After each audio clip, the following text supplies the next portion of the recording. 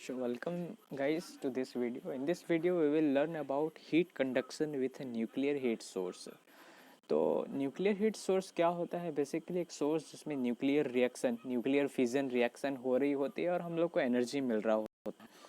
तो इसका कंस्ट्रक्शन हम लोग देखते हैं और देखते हैं कि इसमें हम लोग सेल एनर्जी बैलेंस लगा किस तरह से हीट ट्रांसफ़र और टेम्परेचर प्रोफाइल हम लोग कैलकुलेट करते हैं। तो स्फेरिकल इसमें क्या होता है कि दो स्फेरिकल पार्ट होता है। एक स्फेरिकल न्यूक्लियर फ्यूल एलिमेंट, तो इसमें पहला क्या होता है, sphere of fissionable material of radius R, R F. ठीक है, आर एफ क्या है?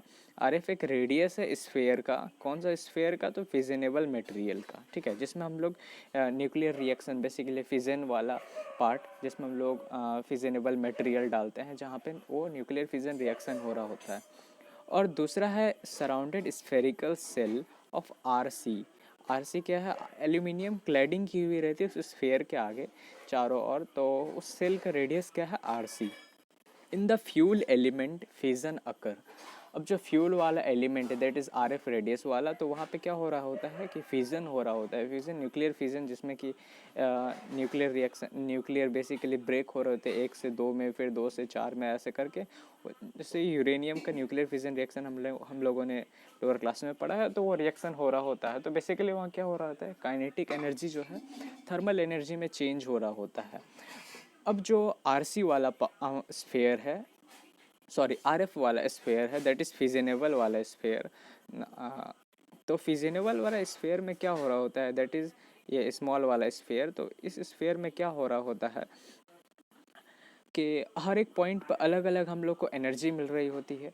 तो हर एक पॉइंट पे एक अलग अलग सोर्स काम कर रहा होता है, क्योंकि जैसे जैसे हम लोग न्यूक्लियर से आगे बढ़ते जाते हैं, तो वो रिएक्शन जो है, चेन रिएक्शन का जो फ्रेगमेंट हो वो इंक्रीज होता जाता है। तो उसके कारण हम लोग को हर एक पॉइंट पे जो है अलग अलग एनर्जी मिलती है। तो इसको हम लोग, जो हीट सोर्स है, हम लोग उसको कैलकुलेट करने के लिए फार्मूला लगाते हैं। जो हीट, वो फार्मूला क्या है कि S N is equal to S N not 1+B into R by R F whole square. ठीक है, तो यहाँ पे क्या है, आर जो है, आर हम लोग का रेडियस है, जो कि वेरिंग रेडियस है inside the R F. R F यानी कि फिजिनेबल मटेरियल वाला, दैट इज़ ये छोटा वाला जो हम लोग का सर्कल है। हम लोग का आर एफ, स्मॉल आर कहाँ तक वेरी कर सकता है? ये स्मॉल आर जो हम लोग का आर एफ रीजन तक ही वेरी कर सकता है। ठीक है, तो अब ये आर एफ क्या है, बड़ा वाला जो हम लोग ओरिजिनली हम लोग ले रहे हैं, और ये आर हम लोग का जो वेरी हो सकता है। तो अभी होता क्या है कि ये जो हम लोग को सोर्स देता है, source of energy in the nuclear reaction, और ये हम लोग किस में कैलकुलेट कर रहे हैं? इन कैलोरी पर सेंटीमीटर क्यूब पर सेकेंड। तो ये वॉल्यूमेट्रिक रेट हो गया एक तरह से। एनर्जी जो हम एनर्जी सोर्स जो है हम लोग का, वॉल्यूमेट्रिक फ्लो रेट हो गया। ये चीज़ें समझना काफ़ी इंपॉर्टेंट है, क्योंकि इसका आगे में जाके इसका हम लोग बहुत यूज़ करने वाले हैं।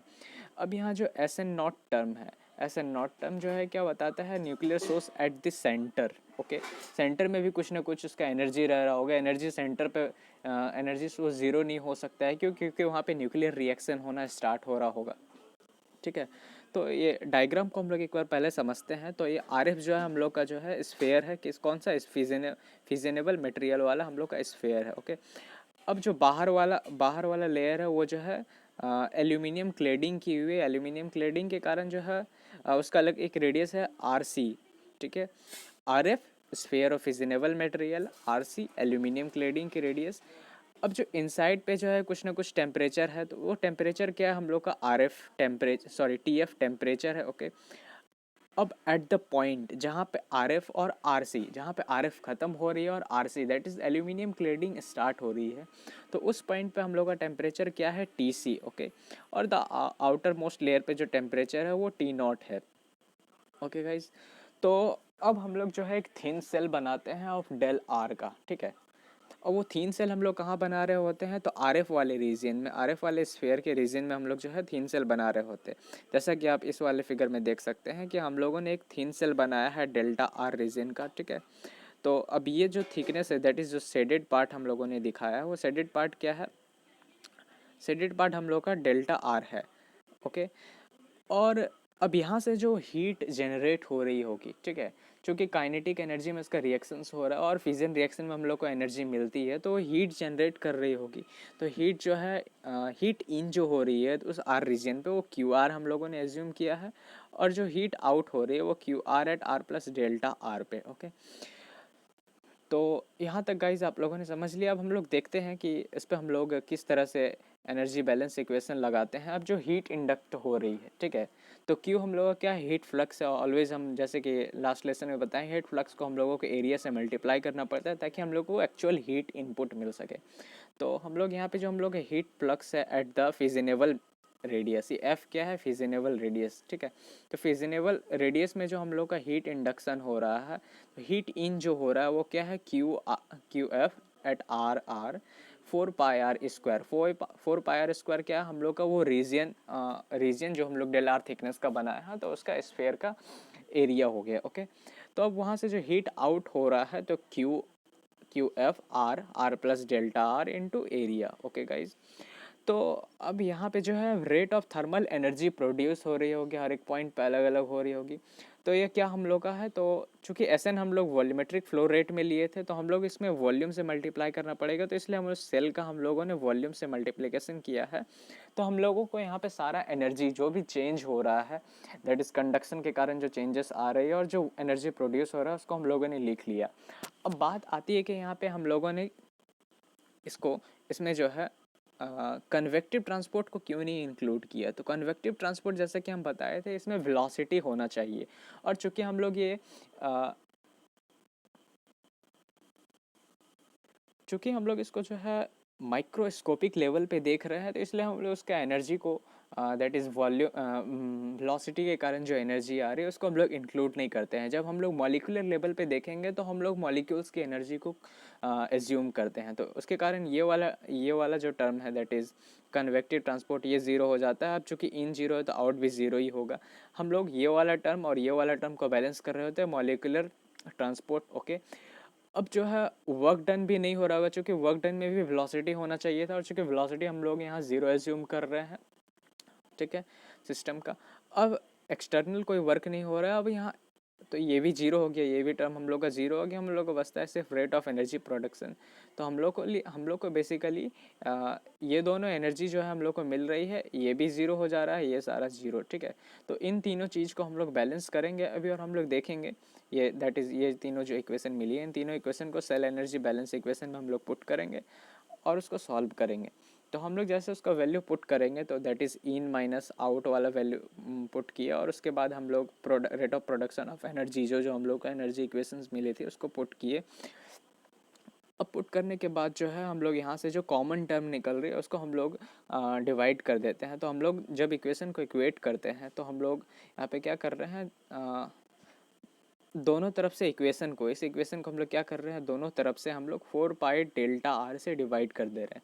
तो जैसे हम लोग डिवाइड करेंगे तो हम लोग को ऐसा कुछ इक्वेशन मिलेगा। तो ये इक्वेशन क्या है, तो ये इक्वेशन जैसे बेसिकली हम लोग देख सकते हैं, हम लोग का बेसिक डिफ्रेंसिएशन का पार्ट है। बेसिक डिफ्रेंसिएशन हम लोग ऑलरेडी लास्ट लेक्चर में बता चुके थे। वो क्या था कि जैसे कोई फंक्शन है, वो एक्स प्लस डेल्टा एक्स पे माइनस एफ एक्स पे डिवाइडेड बाय डेल एक्स जो होती है, उसको हम लोग D F of x by D x, basic differentiation का फॉर्मूला, उसको हम लोग लिख सकते हैं। तो उसी से हम लोग जो है इसको रिप्लेस कर सकते हैं, और रिप्लेस करने के बाद जो हम लोग का इक्वेशन कैसा दिखेगा, तो इक्वेशन हम लोग का ऐसा दिखने लगता है, that is D R square Q R at F divided by D R is equal to S N R square. S N हम लोग का क्या था, एस एन जो हम लोग का तो heat source at any point in the fissionable sphere. Okay, तो हम लोग एस एन को जो हम लोग इस टर्म में हम लोग लिख सकते हैं, that is S N not 1 plus B R by R F का होल स्क्वायर,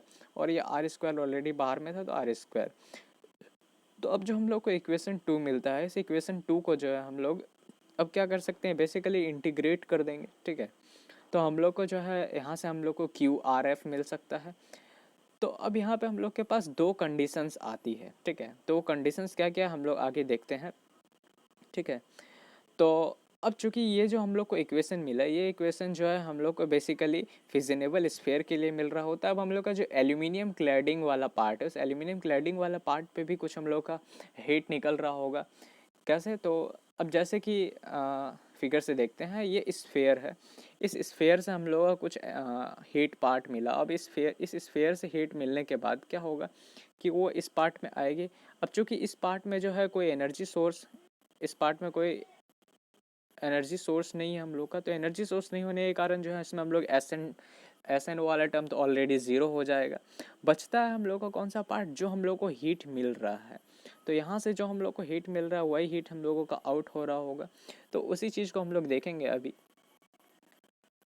तो एट क्लैडिंग वाले पार्ट में क्या हो जाएगा, जो हम लोग को हीट मिल रहा है फिजनेबल स्फेयर से, वही हीट हम लोगों को जो है क्लैडिंग वाले पार्ट में मिल रहा है। तो basically Q F R Q is equal to Q C R हो जाएगा। कौन से पार्ट पे, जहाँ पे हम लोग का आर एफ खत्म हो रहा है और आर सी स्टार्ट हो रहा है। ओके। हाँ, चूँकि जैसे कि बताया कि उस पॉइंट पे एस एन हम लोग का जीरो हो जाएगा, क्योंकि वहाँ पे हम लोग कोई हीट सोर्स नहीं है। हीट सोर्स बस एक ही है जो हम लोगों को हीट फिजनेबल स्फेयर से मिल रहा है, वहाँ पे कोई हीट सोर्स का हम लोग को ज़रूरत नहीं है। तो एस एन वाला पार्ट ज़ीरो हो जाएगा। तो ये इक्वेशन 2 में जैसे ही हम लोग एस एन वाला पार्ट ज़ीरो करेंगे, तो ये पूरा टर्म हम लोग का ज़ीरो हो जाएगा, और हम लोग का जो रिएक्शन है, सॉरी इक्वेशन है, वो इक्वेशन हम लोग को कैसा इक्वेशन मिल जाएगा, वो इक्वेशन हम लोग को मिलेगा ये equation, that is D R square Q R C. अब ये सी क्या है, सी कंडक्शन नहीं है, सी क्लैडिंग वाली स्फेयर के लिए। ओके। तो D R square Q R C divided by D R is equal to zero. तो ये हम लोग इक्वेशन 3 को एज्यूम कर लेते हैं। तो अब जो हम लोग का इक्वेशन 2 था, दैट इज़ दिस इक्वेशन। अब इस इक्वेशन को बेसिकली हम लोग इंटीग्रेट करेंगे, क्यू आर निकालेंगे। उसी तरह से हम लोग इस इक्वेशन को भी इंटीग्रेट करेंगे और क्यू सी निकालेंगे। तो देखते हैं हम लोग। तो हम लोग का इक्वेशन 2 जो था वो क्या था, D R square Q at R F is equal to वो एस एन नॉट वाला टर्म। तो अब यहाँ से हम लोग बेसिकली डी आर वाले टर्म को इधर ला सकते हैं और उसको हम लोग इंटीग्रेट कर सकते हैं। तो जैसे हम डी आर वाले टर्म को इधर लाएंगे, उसको इंटीग्रेट करेंगे, तो चूंकि ये आर स्क्वायर है तो आर स्क्वायर का हो जाएगा, चूंकि आर के रिस्पेक्ट में हो रहा है तो आर स्क्वायर का हो जाएगा आर स्क्वायर बाई 3। और ये आर टू द पावर 4 का R to the power R to the power 4 के लिए जो है जो आर टू द पावर 5/5, बाकी सारा टर्म जो था वो वैसा ही रहेगा, क्योंकि हम लोग डी आर के रिस्पेक्ट में कर रहे हैं। तो ये काफ़ी बेसिक इंटीग्रेशन है, आप लोग कर सकते हैं। तो इस इक्वेशन को जब हम लोग इंटीग्रेट करते हैं, तो यहाँ पे हम लोग को एक कॉन्स्टेंट टर्म मिलता है सी। ठीक है। यहाँ से आगे 2 स्टेप में हम लोग बेसिकली उसको बैलेंस किए हैं, अलग अलग तरीके से सही ढंग से लिखे हैं। अब यहाँ पे जो हम लोग को मिलता है इक्वेशन, मेन इक्वेशन, वो क्या होता है, Q R F is equal to S N not R by 3 B R cube by R square. R कौन सा आर है, वो आर एफ वाला है, plus C one by R square. तो अब यहाँ से हम लोग सी वन निकालेंगे। तो सी वन निकालने के हम लोग बाउंड्री वन कंडीशन अप्लाई करते हैं। बाउंड्री वन कंडीशन हम लोग का क्या बोलता है कि at R is equal to zero, at R is equal to zero Q R can not be infinite. ये काफ़ी कॉमन बात है कि जहाँ से हीट हम लोग का स्टार्ट हुआ है, तो वहाँ पे क्यू आर जो है, क्यू आर इस पॉइंट पे इनफाइनाइट हो ही नहीं सकता है, क्योंकि हम लोग यहाँ से स्टार्ट कर रहे हैं, यहाँ से एनर्जी रिएक्शन स्टार्ट होगा। हाँ, टेम्परेचर कुछ हो सकता है, बट हीट इनफाइनाइट नहीं हो सकता है। ओके। तो इस पॉइंट पे जो है, जब हम लोग का आर हम लोग का ज़ीरो रह रहा होगा, that is centre of sphere पे, तो हम लोग का जो क्यू आर वाला है, क्यू आर इनफाइनाइट नहीं हो सकता है।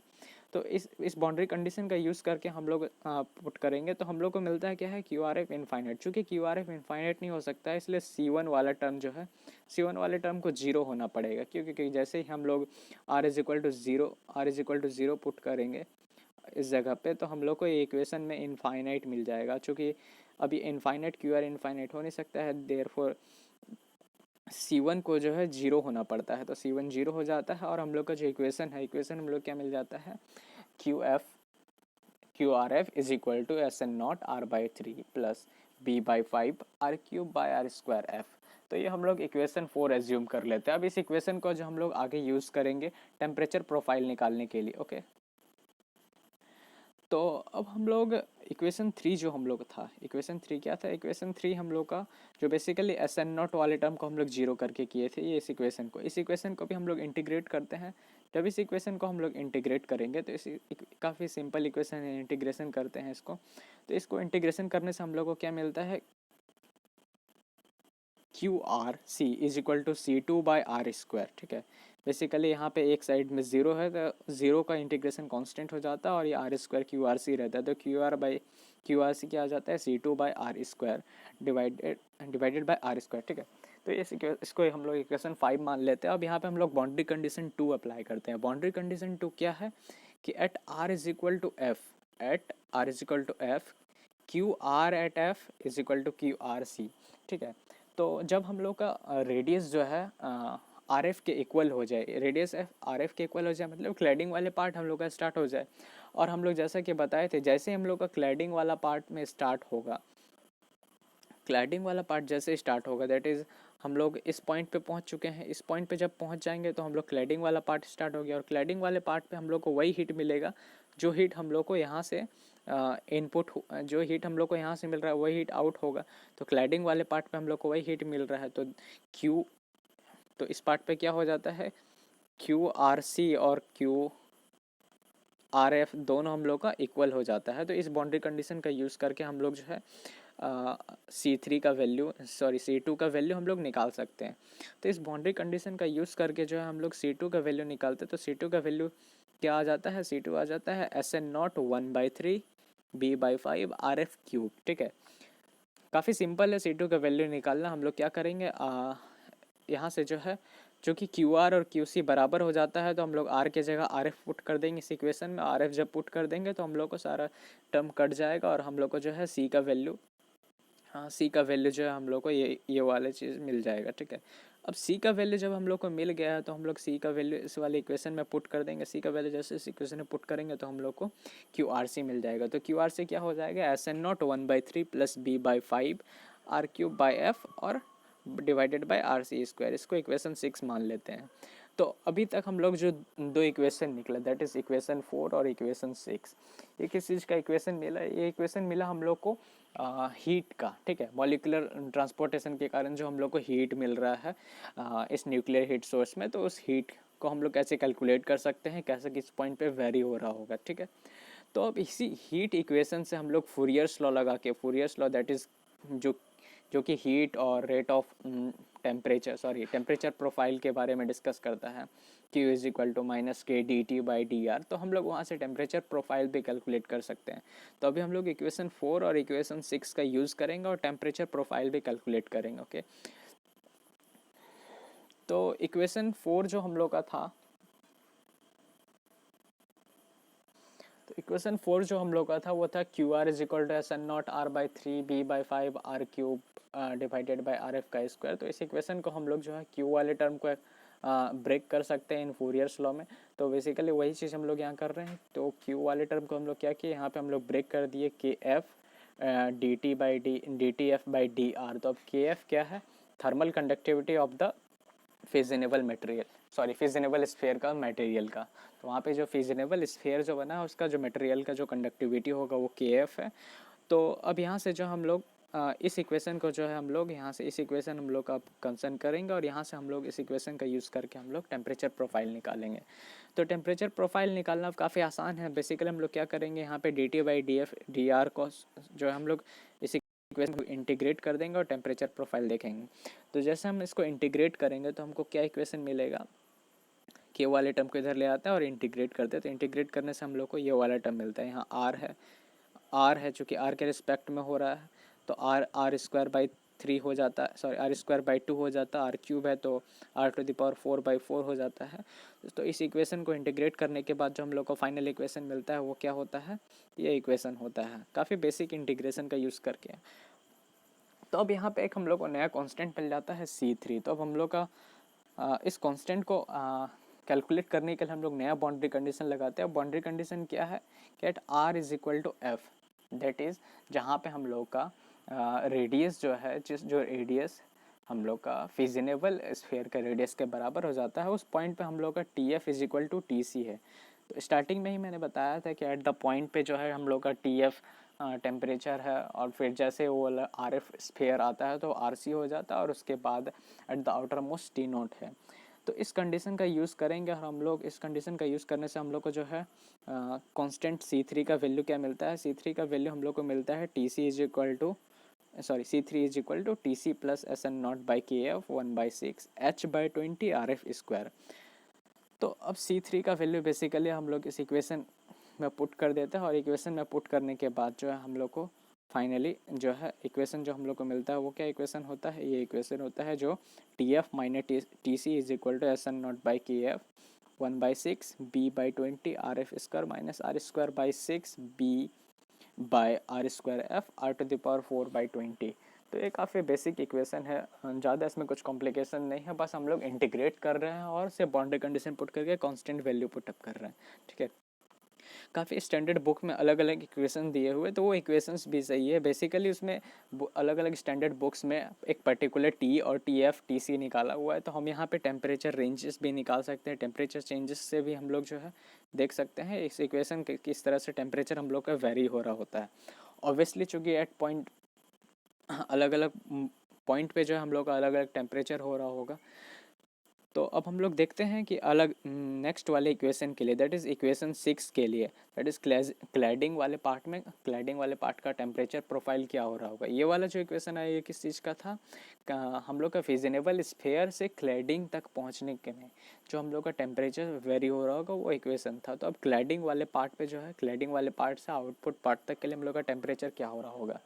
तो इक्वेशन 6 जो हम लोग का था, इक्वेशन 6 क्या था, QRC is equal to SN not 1/3B/5 RF³ तो ये इक्वेशन था। तो अब यहाँ QRC वाले टर्म को हम बेसिकली यहाँ पे स्प्लिट करके -KC/DT/DC DR फूरियर्स लॉ का यूज़ करके हम लोग लिख लिए। KC क्या है, तो KC हम लोग का जो है thermal conductivity of aluminium cladding. ठीक है, तो एल्यूमिनियम क्लैडिंग वाला जो पार्ट है उसका थर्मल कंडक्टिविटी। अब यहाँ से जो हम लोग DT/DC निकाल सकते हैं, DT/DC क्या हो जाएगा, तो बेसिकली -KC वाला पार्ट इधर डिवाइड कर देंगे। अब इस पार्ट को हम लोग इंटीग्रेट करते हैं, तो इंटीग्रेशन जैसे करते हैं तो हम लोग इंटीग्रेशन करने के बाद चूँकि यहाँ पे सिर्फ एक R² वाला टर्म है, तो इसका इंटीग्रेशन क्या हो जाएगा, R के रिस्पेक्ट में कर रहे हैं, तो इसका इंटीग्रेशन -1/R हो जाएगा। बाकी टर्म में कोई चेंजेस नहीं आएगा, बाकी टर्म वैसा ही, और एक कांस्टेंट हम लोग का ऐड हो जाएगा। तो ये C4 कांस्टेंट अब हम लोग निकालेंगे। C4 कांस्टेंट निकालने के लिए एक नया बाउंड्री कंडीशन यूज़ करते हैं। वो बाउंड्री कंडीशन क्या है, तो बाउंड्री कंडीशन में क्या है, बेसिकली हम लोग जैसे डिफ्रेंशिएशन करते हैं, जैसे इंटीग्रेशन कर रहे होते हैं, उसी तरह से हम लोग को बाउंड्री कंडीशन उसी के अकॉर्डिंग लगाना होता है। तो यहाँ पे बेसिकली टेम्परेचर और रेडियस में हम लोग इंटीग्रेट कर रहे हैं, तो टेम्परेचर और रेडियस के बेसिस पे हम लोग का बाउंड्री कंडीशन भी होगा। तो बाउंड्री कंडीशन क्या है, at R is equal to RC हम लोग का TC जो है T0 के बराबर हो जाएगा। जैसे ही हम लोग का रेडियस जो है RC के बराबर हो जाएगा, तो हम लोग का जो TC टेम्परेचर था वो आउटर मोस्ट टेम्परेचर के बराबर हो जाएगा। उस इक्वेशन को, ये कंडीशन को पुट करते हैं और हम लोग का C4 का वैल्यू कुछ ऐसा मिलता है। और C4 वैल्यू जो हम लोग बेसिकली इसमें फाइनल इक्वेशन में पुट कर देते हैं, और फाइनल इक्वेशन में पुट करने के बाद उसको सही ढंग से अरेंज कर देते हैं। अपने अकॉर्डिंग भी अरेंज कर सकते हैं। तो फाइनल इक्वेशन हम लोग को क्या मिलता है, TC minus T0 SN0/KC 1/R plus 1/RC into RF³ 1/3 plus B/5। ठीक है, तो ये बेसिकली हम लोग को ये इक्वेशन मिलता है। तो ये इक्वेशन में हर एक पार्ट का एक अपना अपना एक टर्म का एक अपना अपना एक मीनिंग है। जैसे कि हम लोग बताए हैं SN0 क्या था, SN0 था हम लोग का heat source at the centre. ठीक है, KC हम लोग का थर्मल कंडक्टिविटी ऑफ क्लैडिंग वाले पार्ट का, R हम लोग का रेडियस हो गया जो हम लोग का वेरी होता रहेगा, RC क्लैडिंग वाला रेडियस, और RF जो है हम लोग का फिजिनेबल स्फीयर वाला रेडियस। ठीक है, तो ये फाइनली इक्वेशन हम लोग को मिल गया। तो इक्वेशन 11 और इक्वेशन